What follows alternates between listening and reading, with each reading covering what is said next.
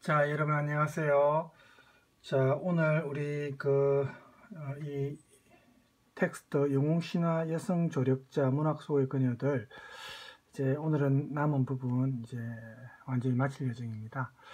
그래서 여러분 텍스트 40쪽에 보면은 모성의 실현을 넘어 목권의 재구성으로 이 부분부터 이제 시작하겠습니다. 그래서 이제 동서양의 우리가 신화 속에서 좀 대표적인 신화 속에서 여성 조력자들을 우리가 앞 시간에 이제 쭉 살펴봤는데 보면은 천신과 이제 결합해서 영웅을 이제 신과 인간 사이에서 보통 태어났죠. 그러니까 신성을 가진 존재죠. 인간이지만 신성을 가진 존재입니다. 그런 영웅을 낳은 어머니들이 그 지상적 존재의 어떤 그 상징으로서 지모신을 지모신 하면 저 대지의 여신 아닙니까? 지모신을 의미하는데 이런 땅의 대지의 생명력과 여성의 그 이제 아이를 낳는 그죠? 임신해서 아이를 낳는 이런 능력이 좀 서로 유사한 원리적으로 볼 때 유사한 그런 그 성격을 보이죠. 그래서 거기에서 이제 대지의 신인 지모신의 정체성을 우리가 찾을 수가 있습니다. 그런데 신화 속에 등장하는 이 여성들이 아이를 임신하고 또 출산하고 뭐 이런 모습이 좀 두 가지 측면을 부정적, 긍정적 이 두 가지 측면을 모두 다 갖고 있습니다.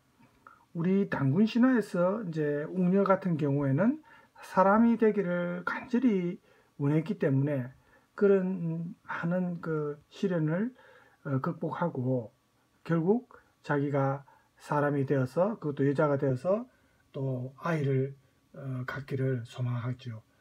그래서 뭐 어떤 사람들은 이 단군 신화에서 웅녀의 이미지가 여성을 가부장제의 어떤 테두리에 좀 막 갇혀 있는 그런 역할, 임신해서 출산한다 해서 그죠?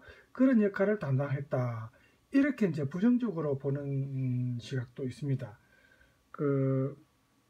물론 이제 사람마다 시각의 차이가 있지만, 그래서 이 출산의 의미를 남성적 질서를 유지하기 위한 후계자를 생산하는 그런 과정으로 보았기 때문에 이제 이 가부장적인 시각에서 그 테두리에서 여성을 제한해서 본 겁니다. 하지만 사실 이 신화가 나온 그 시대의 출산 행위는 생물학적인 그런 어떤 출산만이 아니고 사실은 새로운 세계 질서를 상징하는 그런 의미 있는 과정이라고 우리가 사실은 여성의 출산을 그렇게 봐야 됩니다. 긍정적으로. 그죠? 여성이 출산해서 후손을 낳지 않으면은 우리 인류가 유지가 됩니까? 응? 그렇죠?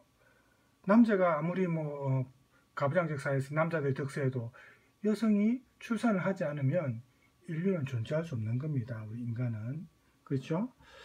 그래서 그런데 이제 신화 시대의 이 출산 행위는 방금 말한 대로 이렇게 생물학적 사건들만 우리가 결부시켜서 본다는 것은 좀 어떻게 보면 편협한 시각이라고 볼 수 있는데 유아부인의 경우에는 주몽을 낳고 또 유아부인이 주몽에게도 중요한 도움을 주고 그래서 나중에 보면 고구려뿐만 아니라 부여, 고구려 등 한반도 북부와 만주 등 아주 넓은 지역에 숭배되던 여신으로까지 신격화되죠.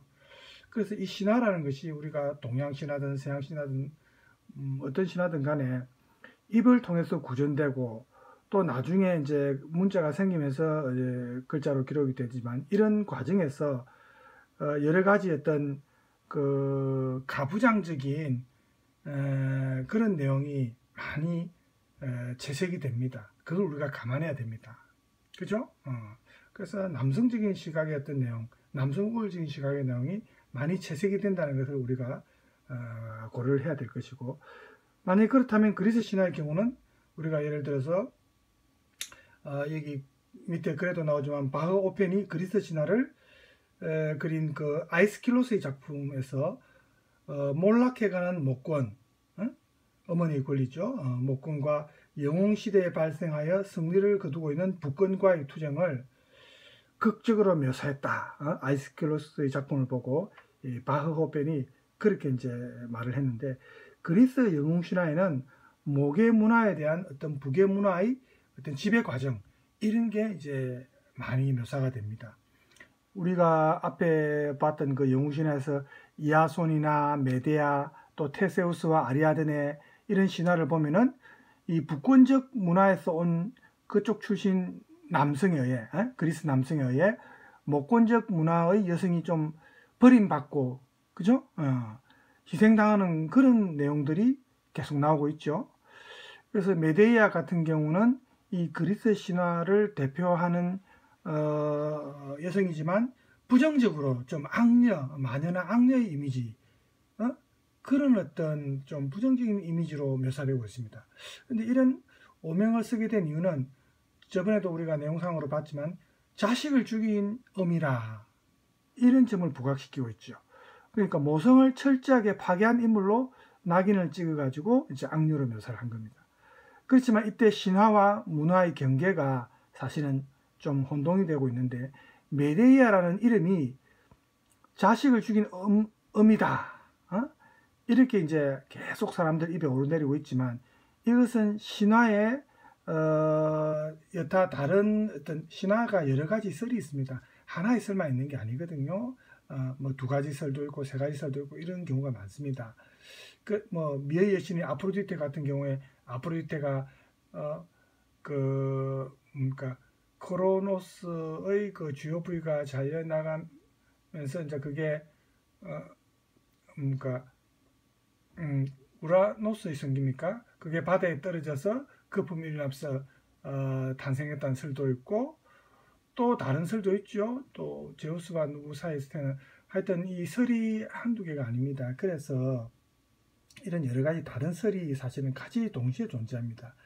그래서 이런 여러 가지 설을 극복하고 반복해서 계속 재생산된 그런 내용입니다. 자식을 죽인 어미다 하는 것은. 그래서 에우리피데스의 작품 속에 이 메데이아를 보면은 이게 이제 신화 속의 메데이아와 동일시한 건데, 자식을 죽인 어미라는 그 어떤 모성을 극단적으로 파괴하는 그런 여성의 모습을 이 에우리피데스의 작품에서 우리가 볼 수 있죠. 그래서 이런 발상은 결국 가부장적 사고방식에서 나온 겁니다. 완전히 남성의 시각에서 이제 묘사를 한 거죠. 그래서 에우리피데스가 살던 그 시대를 우리가 생각하면 충분히 이해가 되죠. 이 에우리피데스가 살던 시대의 시각에서는 목권적 특성이 강한 메데이아가 비범한 것이 그 시대에 사실은 남성적 시각에서 받아들이기 어려웠다. 북권적 사회에서. 그래서 이 악녀의 이미지로 좀 더 부정적으로 좀 왜곡하기도 하고, 자식을 죽인다는 것은 가부장제사에서 이제 대가 끊기니까 가장 사악하다, 가장 사악한 복수에 해당된다, 이런 식으로 이제 이미지를 만든 겁니다. 그래서 에우리피데스가 채택했던 이 메데이아와 관련된 설하고, 그리고 다른 설에서는 코린토의 공주와 결혼을 원하는 그 이아손이 배신해가지고 메데이아가 그곳을 떠나면서 좀 안전하다고 여긴 헤라 신전에서 자식들의 영생을 소망했지만, 그 자기를 쫓아온 코린토 사람들에 의해서 아이들이 살해되고 메데이아는 하늘에서 내려준 마차를 타고 다른 나라로 떠났다는 내용도 있습니다. 그러니까 설이 딱 하나만 있는 건 아니죠.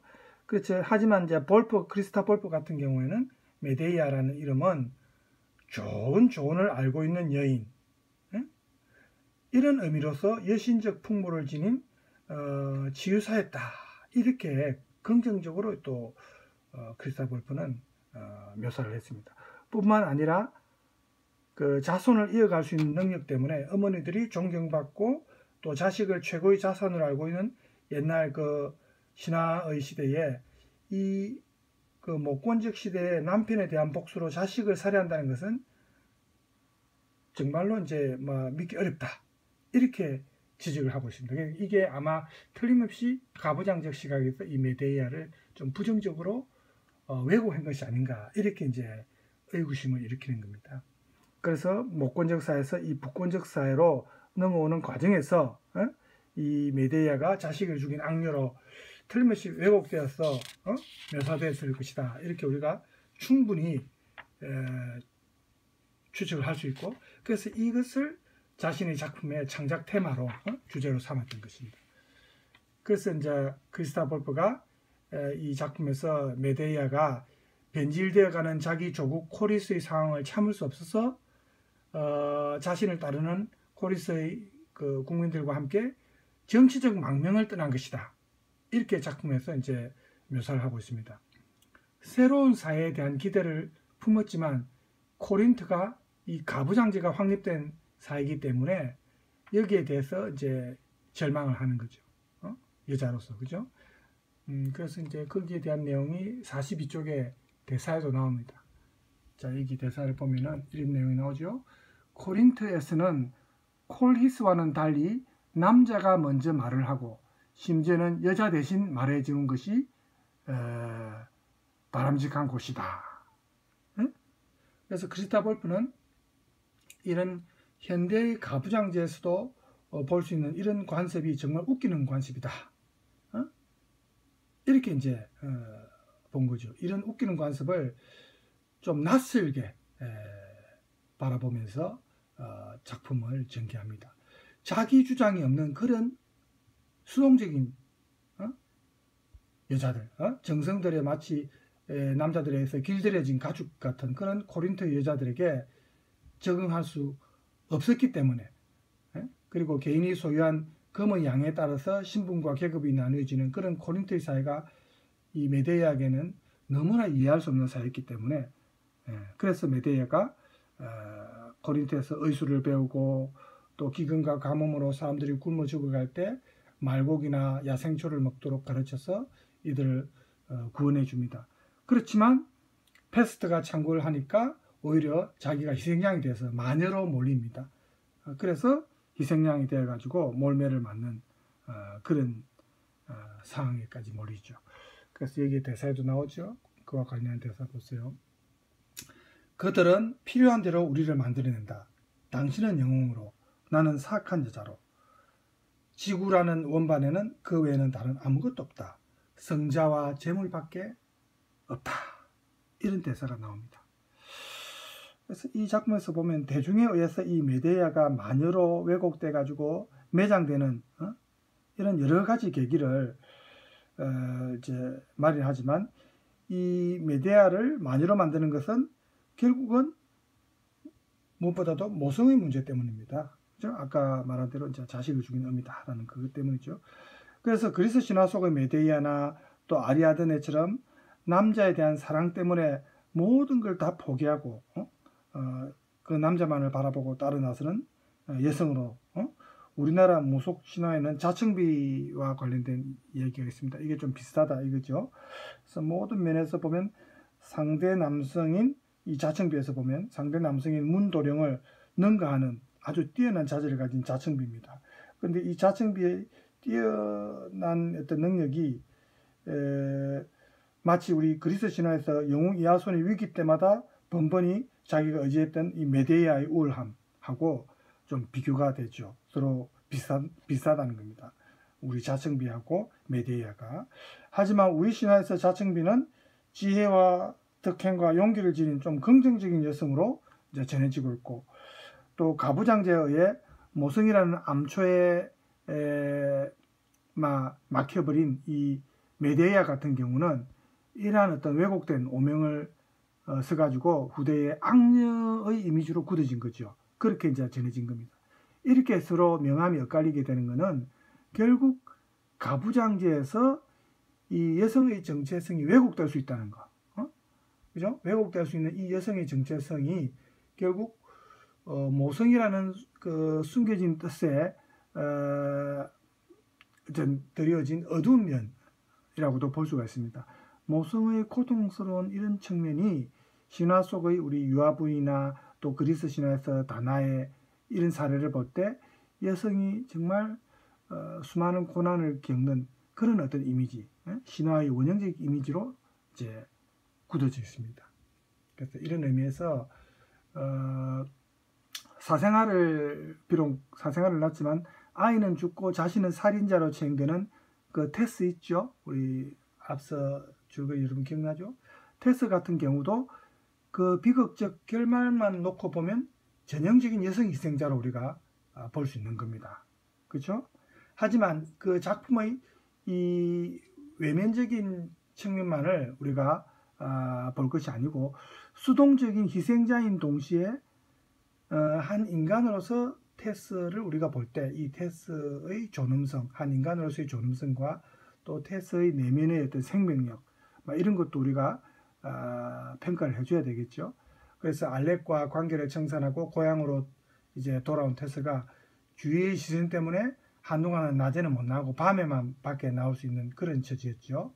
그렇지만 그녀가 밀밭에서 일을 하면서 자연과의 어떤 일체감을 느끼며 자기 자신을 이제 회복해 가는데, 이 테스가 어긴 것은 사실은 가부장제 사회에서 그 기성사회의 규범이지 자연 환경에서 이제 통용되는 그런 규범을 어긴 것은 아닙니다. 남성적인 제도에서 만들어진 가부장제 사회의 규범에서 맞지 않은 것이지 우리가 자연스러운 어떤 그 환경에서 크게 어긋난 행위는 아니다, 이렇게 볼 수 있는 겁니다. 그래서 이것은 바깥의 자연의 그냥 노인 대상이 아니라 자연의 중요한 일부가 되어서, 또 남자 일꾼들은 밭에서 일을 하는 사람이지만 여자 일꾼들은 밭의 일부가 된다는 그런 어떤 풍경, 영화를 본 사람들은 알겠지만 그런 풍경에서 테스가 밭에서 일을 합니다. 그러다가 아이에게 젖을 물리는 그런 자연스러운 광경이 영화를 보면은 나옵니다. 저도 어릴 때 영화를 봤지만 너무 오래돼서 기억이 좀 가물합니다. 그래서 이런 자연스러운 클로즈업이 보면은 아까 말했던 그 대지의 여신과 관련된 지모신적인 어떤 생명력, 이런 것이 강렬하게 우리가 인상을 받을 수 있습니다. 사생아인 갓난아이가 이제 결국 죽게 되죠. 하지만 이 갓난아이가 죽게 되면서 테스는 또다시 그 당시에 어떤 가부장적인 인습이나 또 그 당시 도덕의 어떤 테두리에서 벗어나지 못하죠. 도덕의 벽에 이제 부딪히게 되는데, 단순히 아이를 잃는다는 그런 어떤 고통뿐만 아니라 세례를 받지 않은 아이가 죽었기 때문에 지옥에서 고통받는다. 그 당시에는 이제 세례를 받지 못하면 이제 그렇게 봤거든요. 그래서 그런 환영을 본 테스가 아이에게 세례를 직접 줍니다. 죽은 아이에게. 동생들을 모아놓고 죽어가는 아이에게 세례를 주는 테스는 마치 빛을 발하는 성스러운 존재처럼 영화에서도 그렇게 이제 묘사가 되는데, 어떤 신적인 존재처럼 그렇게 신격화됩니다. 우리 성모 마리아상을 생각할 수 있겠죠. 그래서 이런 영웅 신화에서 여성 조력자적 원형을 우리가 쭉 앞서 작품에서 많이 보았는데, 이런 메데이아나 테스나 이런 작품에서 이런 신화적인 원형이 여주인공들에게 좀 상징적으로 나타나죠. 그래서 외적으로 빛나는 남성적인 영웅과는 반대로 마치 이제 실패한 인생을 산 것처럼 그렇게 묘사가 되고 있습니다. 사실은. 그죠? 그렇지만 영웅 신화에는 자신의 목소리를 억압당하고 또 왜곡되고 또 남성적 시각에서 타자화된 존재가 여성입니다. 그죠? 그래서 문학 작품에서는 이런 과거 신화에서 좌절된 존재였던 여성의 시각이 이제는 새로운 존재를 거듭나는 거죠. 새로운 이제 주변적 인물이 아니고 새로운 주체가 되는 겁니다. 신화에서는 남성을 보조하는 주변적인 존재였지만 이런 여성이 이제 문학 작품에서는 현실의 문제를 드러내는 그런 대안으로 이제 재창작이 돼 가지고 이제 주변화가 아니고 중심적인 인물로 이제 거듭나는 겁니다. 그래서 우리 신화와 문학 같은 경우는 어떤지, 이제 서구의 방금 뭐 다른 작품에서는 이제 그렇게 거듭났지만 우리 신화와 문학은 어떤지 보면은 단군 신화와 주몽 신화에서 그 임신과 출산과 육아를 담당한 어머니의 역할, 이거는 우리 신화에서는 뚜렷합니다. 반면에 아버지는 생물학적이고 어떻게 보면 좀 동물적인, 그죠? 뭐 씨를 제공하는, 정자를 제공하는 그런 역할만을 담당하고 있는 모습이 보입니다. 그래서 신화에 투영된 이런 모계사의 흔적이라고 볼 수 있는 아버지가 이제 없다. 아버지 부재죠. 이 아버지의 부재가 우리 박경림 씨의 작품 토지에서 드러나죠. 그런 형상이. 이 작품의 거리를 두고 우리가 좀 객관적으로 바라볼 때 떠오르는 구도 중에 하나가 결국 모권적인 원칙입니다. 작품 토지를 보면은 여자들이 전부 주도적인 역할을 하죠. 모권적 원칙입니다. 이게 악양채씨가 채씨는 옛적부터 암탉이 우리야 날이 새었다. 뭐 이런 표현이나 또 뭐 채씨 집안의 살림은 여자 집념의 상징이다. 뭐 이런 말, 그죠? 이런 최찬팍 여인들이 시련과 역경을 딛는 그런 어떤 정신적인 면모를 보여주는데 출산과 양육이라는 여성의 모성을 작품의 어떤 구성상 전면 배치하고 있습니다. 그죠? 그래서 이런 그 최씨 집안의 구도가 결국은 보면은 남성이 아버지가 없다는 거, 그게 아주 선명하게 내용상으로 나옵니다. 미망인인 윤씨 부인은 그 아버지가 다른 아들이 두 명이죠. 최치수하고 김환을 낳죠. 그리고 그를 버리고 이제 돌아오는데 이후에 윤씨 부인은 죄의식 때문에 아들 최치수와 냉담한 모자 관계를 이제 계속 유지하게 되고 결국 이 최치수가 그것 때문에 좀 방탕한 생활에 물들게 되죠. 그래가지고 최치수가 나중에 아이를 낳지 못하는 이제 불임의 원인이 되는 게 이제 윤씨 부인입니다. 내부적인 이런 원인과 내면 세계를 만약에 우리가 제외하고 이 작품 토지의 외면적인 구도를 이렇게 만약에 개관을 하면은 윤씨 부인은 최찬방과의 이 모계사의 구성상 걸림돌이 되는 두 아들을 결국은 배제시키는 그런 구도를 형성하고 있습니다. 그렇게 우리가 해석을 할 수 있다는 겁니다. 또 하인 구천이가 있죠.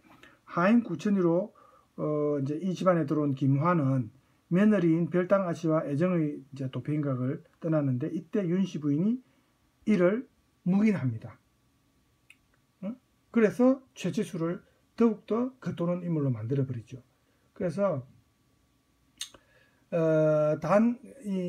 이제 최치수 같은 경우에 단 하나의 자식인 서희에게도 의미 없는 존재가 되어 버리는데 이렇게 문벌과 재벌로서 100년을 넘게 이 지방에 군림해 왔고 특히 억센 그 여인들의 손으로 이룩하고 지켜온 최씨 집안의 마지막 사내였던 최치수는 나중에 죽임을 당하죠. 살해됩니다. 이렇게 해서 최찬방과 구도가 완전히 이제 윤씨 부인에서 서희로 이어지는 모계 어떤 구성이, 모계제적인 구성이 완전히 만들어지는 거죠. 거기에다가 또 서희는 하인 출신 길상과 결혼하고, 이 길상은 항상 집을 떠나 있죠.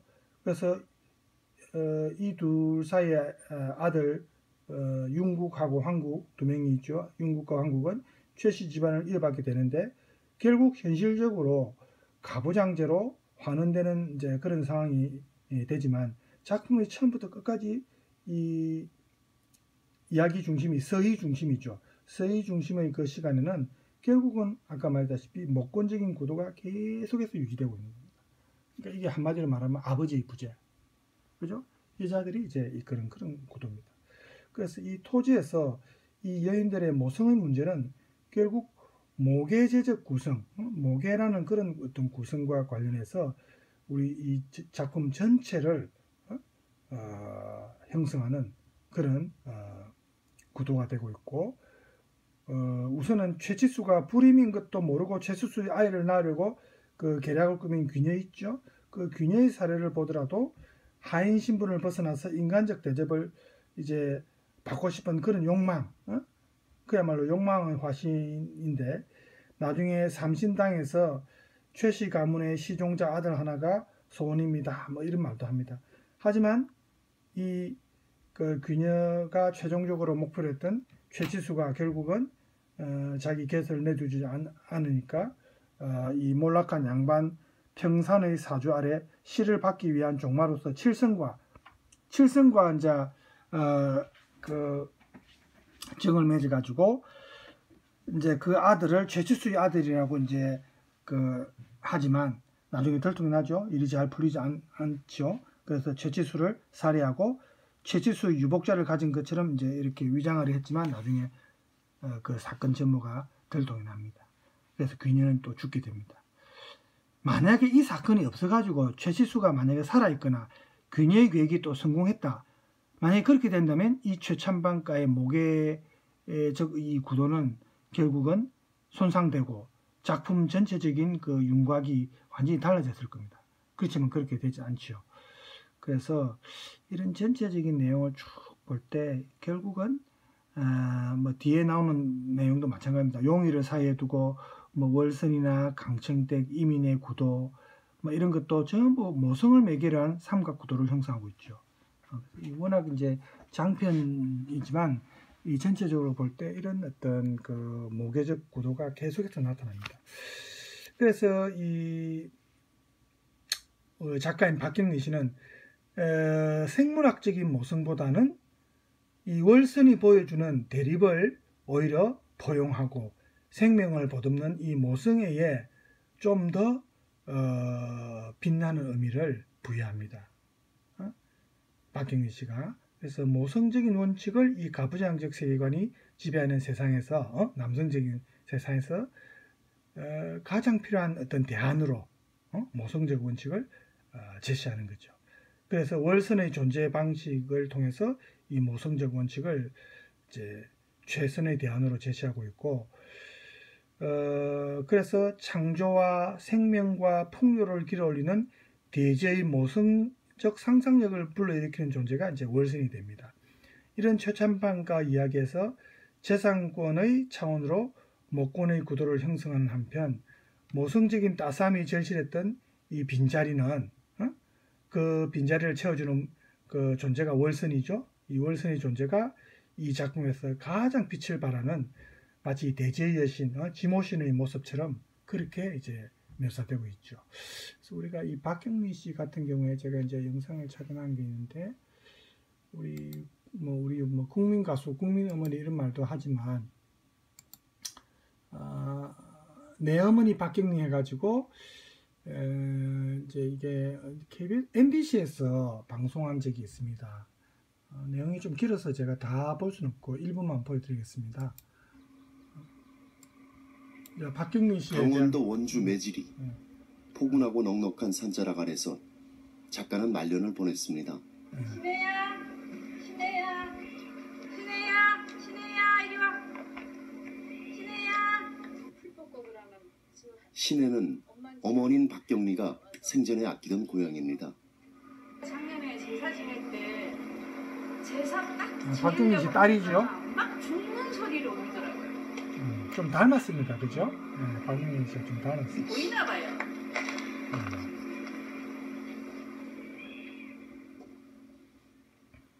이사장님이 좋아하시긴 이걸 좋아하시는데 네, 저희가 하얗게 해놨는데 쓰면 되겠네. 씨도 구리에서 이곳 원주까지 다녀왔습니다. 이거는 이제 작가죠? 생전에 친딸처럼 잠깐만요. 흉엄을 없이 지낸 사이였습니다. 여기 아까 그 연결식에서는 나는 외동딸은 아니었다며 고인의 넓은 사랑을 얘기했습니다. 저는 그냥 박완서 저만 씨죠. 사랑하시는 줄 작가님. 알았는데 또 진짜 이분도 따님도 유명한 여러 사랑하는 작가죠. 부분이 많으셨죠. 그때 그렇잖아요. 이렇게 나만 사랑받는다 이런 느낌이 있었는데 아니었구나. 참 넓은 사랑을 하셨구나. 그런 뜻이었을 겁니다. 넓고 깊은 사랑을 그리며 달려온 친정 나들이처럼 모두 하나같이 이게 2016년도에 내 어머니를 방송된 내용이거든요. 그리워하고 있었습니다. 이제 이제 박경리 씨 생전 모습입니다.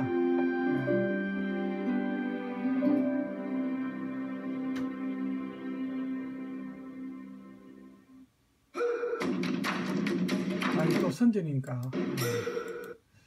자, 유튜브라서 선전을 광고 건너뛰기. 아유 오셨어요.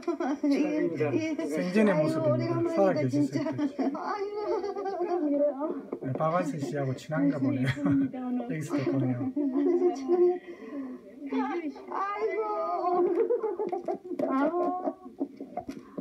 반갑게 손님을 맞던 이날은 1994년 박경리 작가의 대하수술 토지 완간을 기념하는 잔치.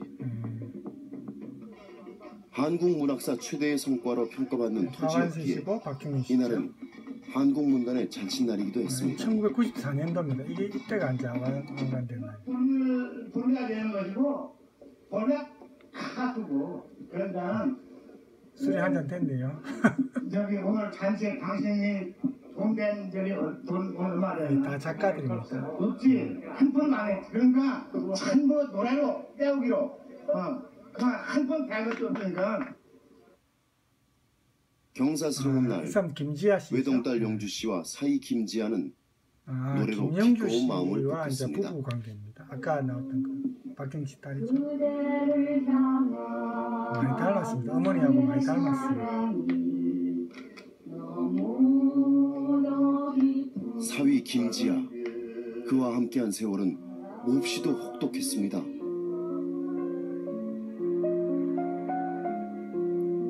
도피 중인 김지아는 하룻밤만 재워달라며 찾아왔고 매몰차게 거절하는 어머니를 이해해달라며 딸은 위로했습니다. 반독재 민주화 운동의 중심이던 김지아는 이렇게 인연이 되었습니다. 그러나 딸 농구 영주는 출신이었죠. 예. 작가가 청상의 몸으로 키워낸 한 점 혈육. 유일한 딸이 이제 많이 우셨어요. 되게 많이 우시고 저한테 화도 많이 내시고. 최근의 모습이네 딸을 그죠? 김영주 딸. 그러니까 이제 섭섭하죠. 그 마음으로 떠나 보낸다는 것이 이제 섭섭하셨죠. 왜 안 그러시겠어요?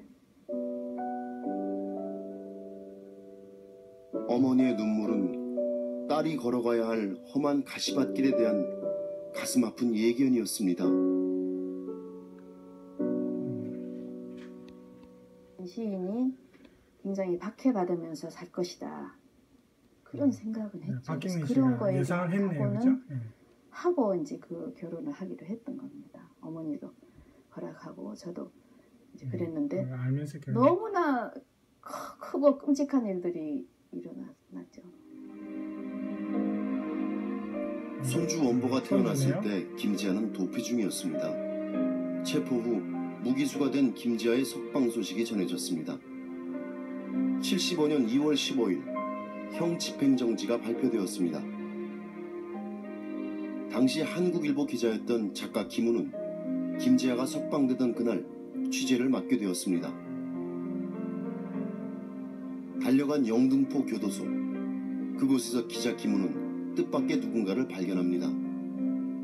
그 앞에 여러 인파가 몰려 있었는데 그 맨 뒤쪽에 박경리 선생님 와 계시더군요. 저는 박경리 선생님, 소설가 박경리 선생님 몰랐어요. 가까이 가보니까 그분이시더군요. 이렇게 어린 아기를 업고 그 아기가 지금 원보라는 아기였는데 지금은 다 청년이 됐겠죠. 뭐 전혀 당신 자신을 드러내지 않고 아주 말하자면 이름 없는 아낙네처럼 이렇게 서 계시는 걸 봤죠. 택시 안에도 가끔 차 안에 들어가 계시고 또 나와서 또 저 감옥 쪽 교도소 쪽을 바라보기도 하시고 그러고 있었어요. 영하 10도 이하가 됐을 거예요. 바람이 막 부는 날이었는데 그 아기를 거기 업고 나온 게 참 이상했어요. 추운 날 갓난아기일 텐데 아마 집에 그 아기를 도와줄 사람이 없었던지 믿지 못해서 사정이 있었겠죠. 근데 뭐 자세한 건 물어보지 못했습니다. 영하 10도의 추위, 가족들의 애끓는 기다림 끝에 출소자들이 모습을 드러냈고 박경리는 먼 발치에서 사위의 모습을 지켜보았다고 합니다. 그날 김우는 출감한 김지아가 껄껄 웃으며 내가 미쳤는지 세월이 미쳤는지라는 말을 남겼다고 기록했습니다. 여기 이제 딸이고 그 당시에 박정희 그러나 정권 기사에 때니까. 박경리 작가를 봤다는 내용은 담겨있지 않았습니다. 그분이 자기 자신을 끝까지 드러내지 않으시니까 내가 그분이 거기 왔다는 거를 드러낸다는 것은 그분의 뜻에도 맞지 않는 일이 아닌가 싶었어요. 그리고 왠지 그걸 그냥 덮어놔야 되겠구나 생각이 들었어요. 출감 한 달 만에 사위 김지아는 다시 구속되고 그 후 30대를 온통 감옥에서 보내게 됩니다. 그의 장모 박경리를 향한 세상의 냉대도 박정희 정권 매섭게 몰아쳤습니다. 군사 독재나 마찬가지죠. 그 사위가 딱 그 국가보안법으로 잡히고 난 다음 날부터 개미 한 마리 집안에 보이지 않았고 전화벨 소리는 완전 끊어졌고, 그래서 이제 그 따님이 김지아를 면회하기 위해서 이제 사방팔방으로 뛰어다니는 동안 어린 손주를 업고 이제 늘 가던 구멍가게로 내려가시는데, 저 멀리에서 어제까지 자기 집에 와서 그 함께 그 술을 마시고 놀던 사람이 박경희 선생님 멀리서 딱 보더니 기겁을 해서 도망가더라는 거예요. 그 낙인이 그때 찍힌 자기가 거죠. 인간이라는 게 정말 너무하구나라는 생각 하셨고, 막 그 절대 고독 앞에서, 그러니까 그 어린 손주 업고. 작가는 어린 원보를 등에 업고 그 비통한 시절 창틀에 원고지를 끼워선 채로 글을 써내려갔습니다. 제가 이제 형무소에 면회를 간다든지 무슨 이제 옷을 넣으러 간다든지 이러면은 이제 애가 굉장히 그 또 원보가 아기 때 민감하고 그래서 불안해했어요. 그때 그 무렵이 동아일보의 단층을 연재했을 겁니다. 그러면 이제 그게 매일매일 넘어가야 되는 연재잖아요. 그러면 이제 급하니까 이렇게 업어서 이렇게 창틀에다 온고지를 넣고, 그 이제 배가 고프니까 이제 챙겨 먹을 틈도 없고 하니까 마른 명태를 찢어서 씹으면서 그러면서 그 창틀에서 원고를 써서 넘기시고 그랬어요. 어미로서 딸의 고통을 어떻게든 덜어주고 싶었을 것입니다. 아버지 얼굴도 모른 채 자라는 손주를 품어주어야 했습니다. 박경리는 작가 이전에 어머니였고 가족의 울타리였습니다. 그러니까 제가 워낙 잠을 안 자기 때문에 손자네요. 어머님이 저를 벌써 재우려면은 컸습니다. 이제 한 최대한 그 열 몇 곡 정도의 그 자장가가 들어가시는데, 제가 어느 정도냐면은 요 소절쯤 되면은 이제 거의 다 끝나간다 이런 기억이 머리에 박힐 정도로 이렇게 그 레파토리가 길게 갖고 계셨어요. 4살인가 5살 때 선생님이 그림 그리 예예 모두 굉장히 칭찬하더라고요. 고양이 그림 요거 손자가 그린 그림인데 액션이 화가들도 와서 나는데 굉장히 실력이 대단한데요. 이거는 원고가 아닐 때 저거 아닌데 이거 안 돼요 안 돼. 손자 원보 이야기만 나오면 늘 신명의 기색이 넘쳤습니다. 어릴 때 자는 모습 직접 그린 손자 모습이라. 너무 박경리 씨가 그림에도 뛰어난 재질이 그래가지고 있네요. 자는 모습을 보고 자는 뭐 모습. 서툴지만의 애정이지 뭐 애정의 표시지. 예, 아유 참. 아버지가 도피 중에 태어난 원보는 초등학생이 되었습니다. 다시 5년 만에 추록. 어두웠던 유신 독재의 종말과 함께 김지아가 석방된 유신 건 독재가 다시 종말하면서 그렇죠. 예. 박정희 정권이 계속 수배와 있었으면 구속, 아마 김지아 씨 사형선과 풀어놨겠죠. 석방, 그리고 재수감.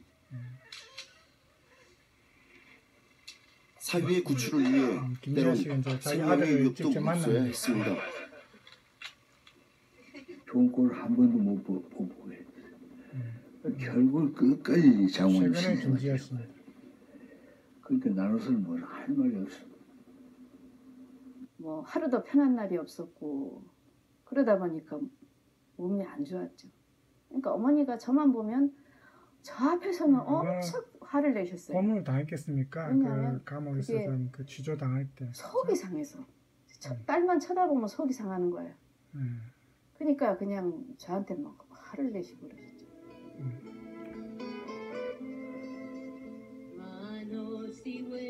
머리가 다 빠지고 설색으로 변한 딸아이의 얼굴은 아직도 지워지지 않는 내 마음속의 짙은 피멍이다.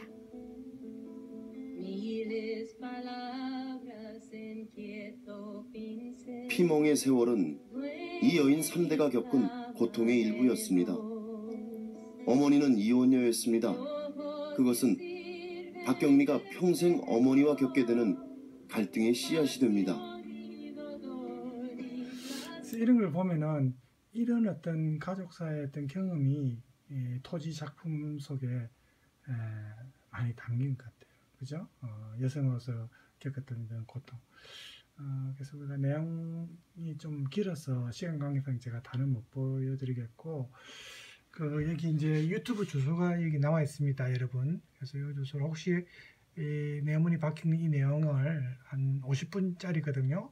마저 보고 싶으신 분은 이 유튜브로 들어가서 보시기 바랍니다. 그 외에도 이제 또 지금 시간 관계상 다는 못하는데, 그리스 로마 신화 영웅 테세우스의 탄생과 우리 고구려 유리왕과 관련한 그런 내용도 이 유튜브 주소입니다. 그래서 이것도 혹시 여러분이 내용을 보시고 싶으신 분은 참조해서 보시기 바랍니다. 자, 그래서 이제 우리가 마무리를 해야 될 것 같은데, 이렇게 한국과 그리스 영웅 신화의 이제 여성 조력자가 이렇게 문학 작품 속에서 나타난 모습들을 우리가 이 천부지모 사상과 연관해서 이 천부지모 사상이 문학 작품으로 변할 때 어떻게 변용되었는지, 또 지모 신의 어떤 생명력과 관련해서 이 모성이 겪게 되는 시련이나 모권적인 재구성이 문학 작품 속에서 어떻게 표현되는지 이렇게 쭉 우리가 살펴봤습니다. 그래서 현대 문학에서 이 신화상의 인물의 이미지는 많은 그 변화 과정을 거쳐 가지고 문학 속에서 이제 재탄생하게 되는데, 물론 좀 암시적인 어떤 밑바탕에 깔리는 그런 이미지로도 작품화되고 또 좀 확연하게 드러나는 경우도 있고 그랬는데, 우리가 그 메데이아 같은 경우, 메데이아처럼 이 여인의 존재가 일찌감치 문학 작품으로 확증된 경우도 많습니다. 굉장히 많은 작품에 등장하거든요, 메데이아가. 그래서 이런 작품이 제기하는 세계관이나 문제의식 이런 걸 우리가 볼 때 그 당시 어떤 상황이나 작가의 세계관이나 작가의 문학관이나 여기에 따라서 이 메데이아가, 신화 속의 메데이아가 재구성됩니다. 그 작가의 문학관에 따라서 재창조되는 거죠. 그래서 신화에 여러 가지 설이 돼 있죠. 여기에 대해서 우리가 또 관심을 가지고 있고, 하나의 설만 있는 건 아닙니다. 그리고 가부장적인 시각에서 원래 신화의 내용이 좀 왜곡되고 변형되는 경우도 많았죠. 메데이아 같은 경우는 그런 경우 아닙니까? 그래서 이런 왜곡된 변형된 것을 이제 다시 교정하고자 하는 노력이 보인 게 크리스타 볼페의 메데이아 작품입니다. 그렇죠?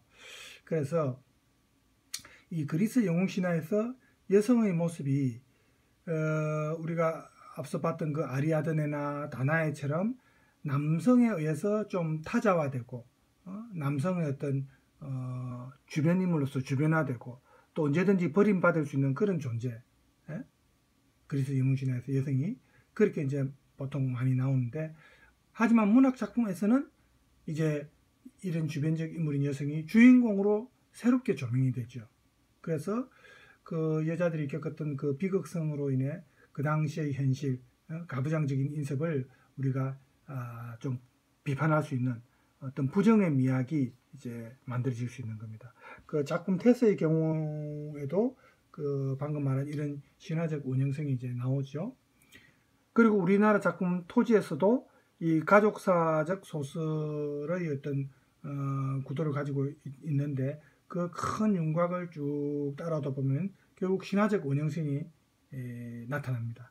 토지는 우리나라 단군 신화와 주몽 신화에서 그 또 춘향전으로 이어지는 이런 천부지모 사상이 좀 뒤집혀서 전복적으로 이제 토지에서는 전복적으로 형성이 됩니다. 오히려 여성적인 모권적 어떤 그 구도가 아버지 부재의 어떤 모권적 구도가 중심 그 테두리죠, 작품에.